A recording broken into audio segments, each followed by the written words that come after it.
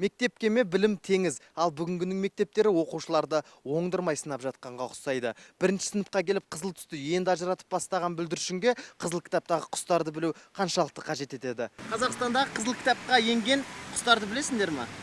Жоқ. Жоқ. Қозғалыс траекториясын білесіңдер ме? Жоқ. Жоқ.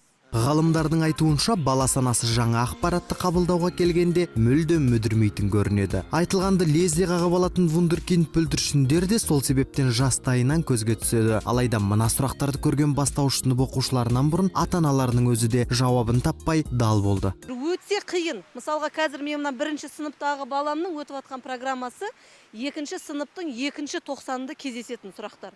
Ол деген білмеймін, кішкентай балдарымызды вундеркинд қылып шығарайын деп жатыр ма?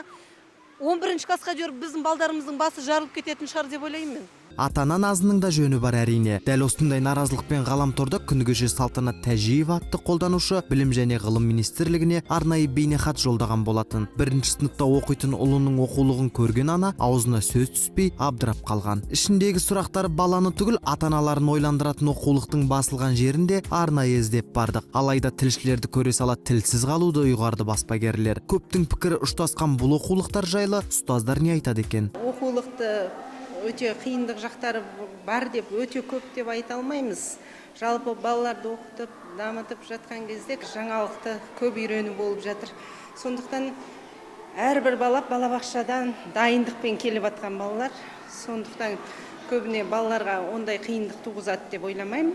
Ақпараттың ауқымды заманында бүлдіршіндердің де өзі білімге құнығып жатса, нұр үстіне нұр. Бәсекеге қабілетті ұрпақтың бастамасы осыдан басталады. Ал саналы қазақтың баласын осындай саналы кітаптар ғана тәрбиелейді дейді ұстаздар қауымы. Ықылас Тұрсынбек, Руслан Хасанов, Ревью жаңалықтары.